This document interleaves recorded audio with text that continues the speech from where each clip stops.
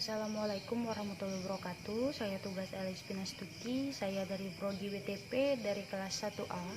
Saya akan menyampaikan tentang pencabutan izin Jokowi terhadap investasi miras yang saat ini lagi viral atau lagi banyak dibincangkan di seluruh Indonesia. Baik, perizinan investasi yang diajukan oleh Presiden kita Joko Widodo sangat bertentangan kepada warga Indonesia, terutama masyarakat dan pemuka agama, bahkan seluruh masyarakat yang bernaung di Indonesia.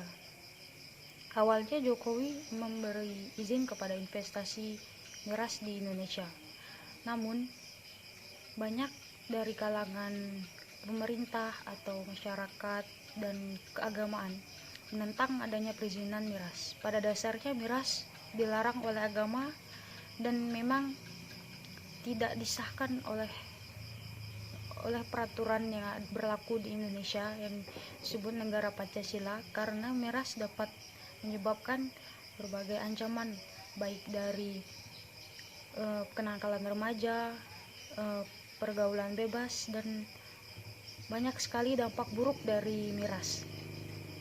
Dengan demikian, Jokowi membatalkan perizinan investasi miras di Indonesia, sebab kerugian yang dapat dicapai jika Indonesia diberi jalan oleh Presiden untuk melakukan investasi itu akan merusak generasi yang ada di Indonesia, baik itu kalangan remaja maupun para masyarakat Indonesia lain.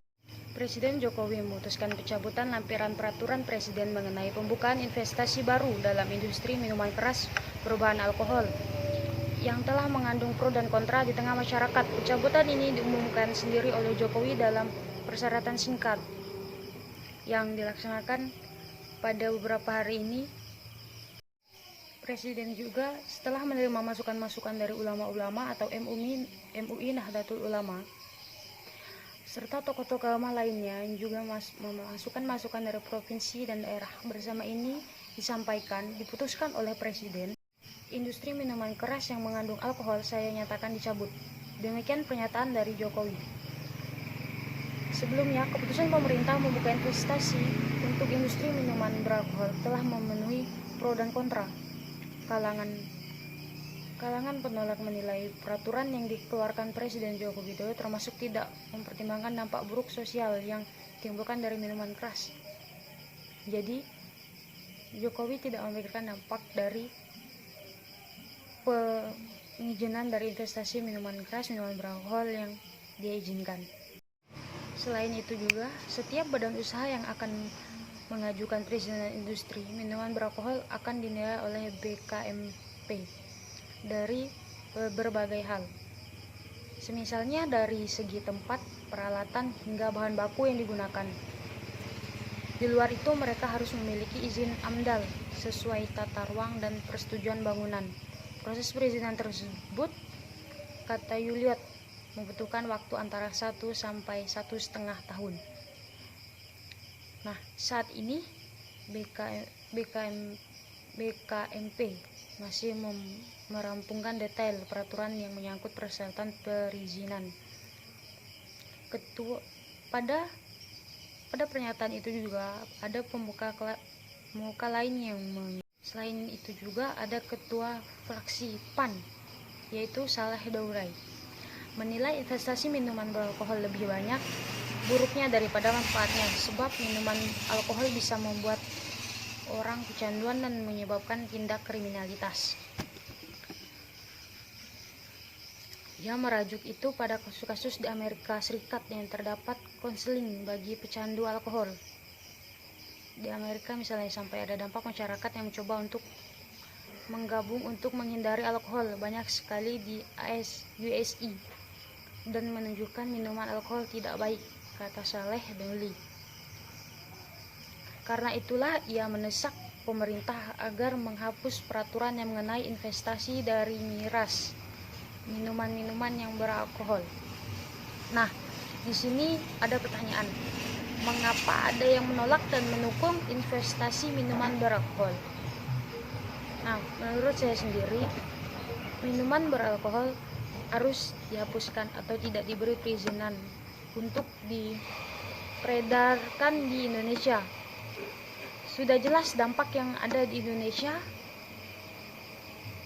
dengan pengedaran penjualan alkohol sudah dilarang, sudah disembunyi-sembunyikan. Tetap saja para kalangan remaja atau orang-orang yang memang sudah kecanduan tetap saja mengonsumsinya. Nah, jika diperizinkan secara bebas di Indonesia, apalagi sudah diizinkan oleh presiden, maka akan merajalela yang namanya alkohol, itu minuman keras, mabuk-mabukan dan lain-lain. Nah, akan jadi apa negara Indonesia ini? Selain itu, ada aturan dari Perundang-undangan Cipta Kerja. Pada lampiran tertuang bidang usaha yang boleh mendapat aliran investasi yang mana tercantum industri minuman keras mengandung alkohol. Dengan izin ini, industri miras bisa memperoleh suntikan investasi dari investor asing, domestik, koperasi hingga usaha mikro, kecil, dan menengah atau UMKM. Nah, investasi asing boleh mengalir dengan nilai lebih dari 10 miliar di luar tanah dan bangunan, tapi wajib membentuk persoalan terbatas dengan dasar hukum Indonesia. Nah, Research Center for Indonesian Policy Students atau CIPS menunjukkan sepanjang 2008 hingga 2013 ada sekitar 230 korban tewas akibat mengonsumsi miras tak berizin, yang artinya miras tidak aman bagi kesehatan, bahkan menuju kepada kematian. Kemudian pada tahun 2014-2018 jumlah korbannya naik 2 kali lipat mencapai sekitar 540 orang. Karena itu kenapa tidak kita buat terbuka tapi terbatas hanya di daerah-daerah yang industrinya minolnya atau minimum beralkohol sudah banyak dan diusahakan oleh masyarakat untuk konsumsi lokal. Nah, jadi dari beberapa wilayah banyak yang mendukung adanya miras, dan dari beberapa kalangan sangat bertentangan pada adanya alkohol. Pada tahap awal pembukaan industri minuman beralkohol akan dimulai di 4 provinsi, yakni Bali, Nusa Tenggara Timur, Sulawesi Utara, dan Papua. 4 wilayah itu dipilih karena sudah banyak industri lokal dan terdapat budaya atau kebiasaan yang membolehkan masyarakat mengonsumsi minuman alkohol. Jadi di 4 negara tersebut sudah biasa yang namanya alkohol atau sudah merajalela. Nah, namun begitu hingga saat ini baru 3 provinsi yang telah mengajukan permohonan ke BKMP, di antaranya Bali, NTT, dan Sulawesi. Di luar provinsi itu, kata Yoliat, gubernur bisa saja mengajukan permohonan serupa, tapi dengan satu syarat tambahan, sudah berkoordinasi dan mendapat persetujuan dari MUI. Nah, sedangkan MUI adalah Majelis Ulama Indonesia. Sudah pasti menurut semua agama, baik dari kalangan-kalangan atas agama atau kenapa masih saja dipertanyakan sedangkan banyak yang bertentangan kepada perizinan tersebut selain MUI. Karena itulah BKMP akan bertemu dengan MUI pekan ini untuk membahas aspek positif industri minuman beralkohol tersebut. Rencana BKMP akan mengundang MUI supaya bagaimana menetapkan daerah-daerah yang 30 provinsi lain itu, sebab wajib mendapat rekomendasi gubernur dari MUI. Nah, dari sini sementara pihak yang mengandung menyebut investasi minuman alkohol bakal membuka peluang penyerapan tenaga kerja, menambah pemasukan negara, dan mengendalikan peredaran yang saat ini sembunyi-sembunyi. Nah, dari posisi positifnya adalah dapat lebih tambah tenaga kerja dan tidak ada ilegal lagi di Indonesia dengan minuman keras. Dengan tujuan untuk mendorong terbukanya usaha mikro dan menengah di daerah, selain juga demi melindungi masyarakat yang mengonsumsi minuman tersebut. Pasalnya selama ini peredaran minuman beralkohol tidak terkontrol sehingga kerap memakan korban. Nah, jadi dari beberapa pernyataan dari Presiden untuk mengizinkan dari investasi minuman keras. Jadi mungkin bagi beberapa orang yang berpikiran